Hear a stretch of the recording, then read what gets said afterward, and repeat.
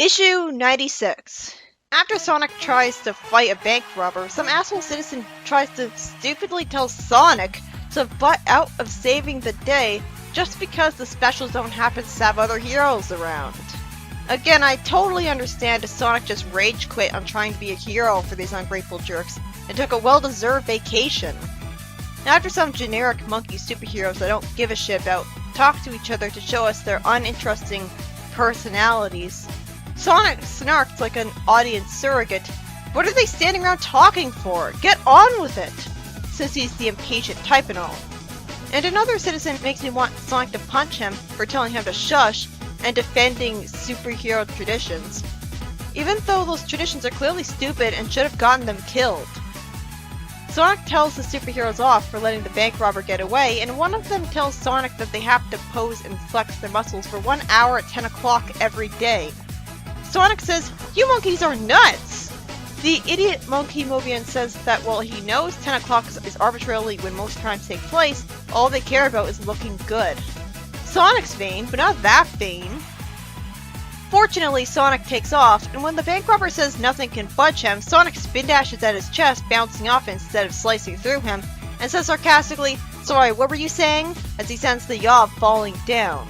Is he gonna get not appreciated for this? Then Sonic goes through the outskirts of the city to the mentor of the stupid superheroes, and he bursts through their window, fortunately not getting hurt by them. He says that he thinks the crime rate increasing every time the monkeys flex for a hero hour isn't a coincidence. How would he know that? After the idiots try to attack Sonic with their superpowers as if he's in the wrong, he creates a circle of wind around the professor, who says he can't stand the presence of his vortex, and out of the professor's suit comes one of the superheroes' old enemies.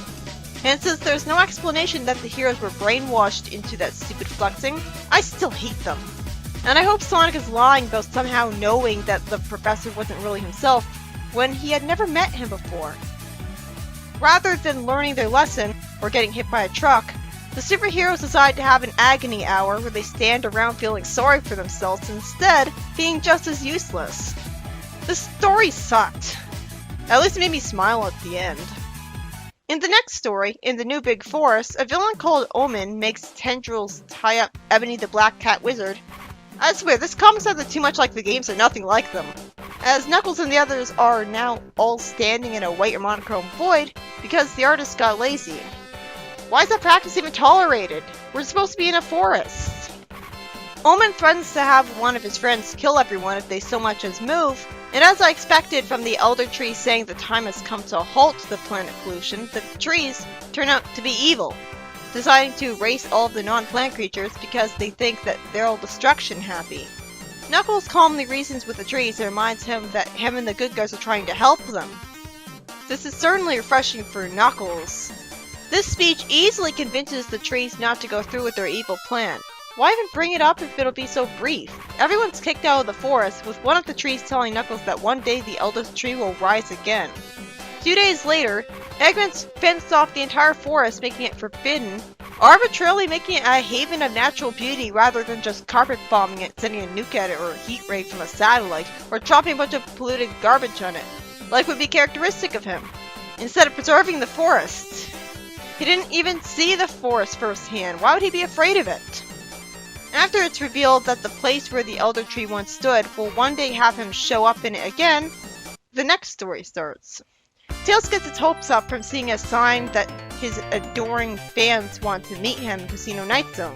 I guess he believed out of desperation, though the Casino Night Zone was the place that he helped the most, so it makes sense that his fans would be there. And while the text box saying that he's too trusting shouldn't have ever existed, since that's not even trying to be subtle, I would have cynically assumed it was a trap anyways. Tails dodges some lasers, and he's told that the people were shooting at him because they were wearing headsets that made them see him as a badnik. So this is like the concept in Archie where Hershey wore a Sonic suit whose eyes made everybody look like Snively through them, which made her almost kill Sally from the trick. Very creative. Only here, it's a headset and glasses, which causes a whole bunch of innocent people to fire phasers on stun at him. So it's taking advantage of the concept more in a more unique way, because Max Gamble, the villain from last time, told them that they were just playing a virtual reality game. I'm really glad it's not Eggman who's the villain in this zone. The Special Zone arc has been a wonderful opportunity to shift focus away from Eggman for the most part. Even if the new villains are all even more one-dimensional than him. But some of them had excuses though, like Clive and Crouch and Dr. Bubble had excuses for them. Dr. Bobble, not Dr. Bubble. Tails flies up to Max Gamble because his address is in the phone book, and he flies him over to the civilians so that they can shoot lasers at him. And then he died. The end. No, don't be silly. That would have made sense and had an interesting thing where Tails felt rationally guilty for a while. Instead, the lasers that tried to kill Tails simply ruined Gamble's suit. And the civilians' power pack batteries wear it down to let them realize what they were doing and apologize. The story ends with a kick in the face to Tails because some civilians only asked Tails to get Sonic's autograph, being totally disrespectful of him despite all the times he saved the zone. And Tails is smiling at that for some reason. I swear, this guy is the Stepford Smiler. In the next story, a text box says that every night at 6 o'clock, every family in every region of Mobius watches Eggman's daily broadcast about doing what they're told because it's the law. See, this is the kind of thing Sonic Forces should have shown us. Shown us Eggman ruling the world. We see a mother explaining to her child that if they don't watch that channel, Eggman will turn her husband into a badnik, as opposed to her. I guess, I don't know why. So I guess the TVs have security cameras to know to do that. And yet they don't simply have a function that prevents them from being switched to another channel at 6 o'clock. This is creepy, but at least we're being shown one of the many consequences of Eggman's rule over the normal civilians. Then suddenly, a host from a game show interrupts Eggman's boring speech to give the civilians what they really want to see. A kid lampshades him saying woo all the time, and it's revealed that all game show hosts on Mobius do it. And the husband says that maybe his trousers are too tight. Well, I guess that's world building. Like maybe he's in pain, and so him saying woo is to express it. The host says that this is a show where they invite members of the public to make fun of Eggman. I hope that the people who are doing this get fake names on the show, or else the hosts announcing their full names will just doom them to be tracked down. This is amusing comedy relief, as the first Robotnik impersonator says, "Do what you're told or I'll sit on you." That gave me the biggest smile on my face. Imagine him actually doing that. Grimer tells Eggman what's going on and tells him to send troopers to interrupt the broadcast. Then because bullshit, the robot troopers get confused because they don't know which Robotnik impersonator is real. None of them are, of course. This is very much forced comedy. There's no way this would happen. But again, it got a big smile on my face. As we see the impersonators all saying, "Obey me! Ignore him! Obey me! I'm the fattest! Obey me!" And the robots are all confused, like, "Does not compute," and "My brain hurts."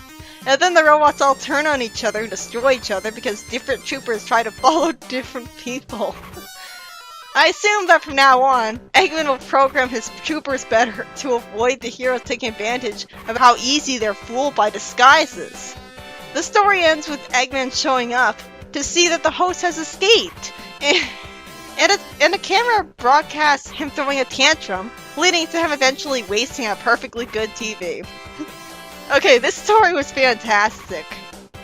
The first story was by Lou Stringer, and once again has the citizens of the Special Zone make me hate them for being ungrateful for Sonic's heroism and outright discouraging him from being one. Idiots! I wonder if he'll remember that later. And he ends up meeting the world's most incompetent superheroes, who spend the most crime-filled hour of every day wasting time flexing. This would never happen. And Sonic somehow knew that their mentor was really an enemy of theirs in disguise that was sending his criminal goons to take advantage of their uselessness, only for them to have a self-pity hour instead. Which was at least funny, but a truly satisfying ending would be all of these guys getting crushed by falling asteroids. But that'd be too dark for the kiddies. They could have at least all ended up injured from their stupid incompetence being taken advantage of by a criminal. But instead, everyone who frustrated the audience gets off scot-free. Again. The second story was by Nigel Kitchen and involves Knuckles and the others getting out of the forest after the talking trees very briefly decide to try to kill all non-trees, and Knuckles easily talks them out of it a sentence later. Then Eggman preserves the fourth with a fence for some reason. So that was very uncharacteristic of him. There was an interesting story where people with virtual reality headsets were shooting at Tails because they thought he was a badnik. And then Tails got Max Gamble hit by the lasers as punishment. And sadly, he didn't die from that. Although I guess then that would be a waste of a character. But yeah, that was creative. And the final story was also by Lou, and was ironically my favorite story of all. First of all, we see the realistic, grim consequences of Eggman ruling the world, which is great world building. I felt pretty sorry for these civilians, having to watch a redundant broadcast lecturing them about following the laws every night. You'd think, if anything, this would just get people more resentful and more rebellious. And then a pirate broadcast interrupts his speech to have a game show where people with hopefully fake names impersonate Eggman, with hilarious dialogue and costumes. Then the robot troopers that were sent after them subvert reality ensues afterwards, because for no reason, they get confused by obvious impersonators and end up destroying each other over it. Good thing none of the impersonators got hit in the crossfire, that could have been dark. Logically, this should have never happened. Robots should have better vision than this, and know that it's not Robotnik. So this is forced comedy in a nutshell. But it made me smile a lot from how charmingly humorous the dialogue was from that confusing, surreal situation. It doesn't have to make you laugh as long as it at least makes you smile. That's how you know you've got a good story. And I wouldn't even say it was pointless either, because while it was purely episodic like the last few Sonic stories, it helped with the world building to see the effects of Eggman's rule on the citizens.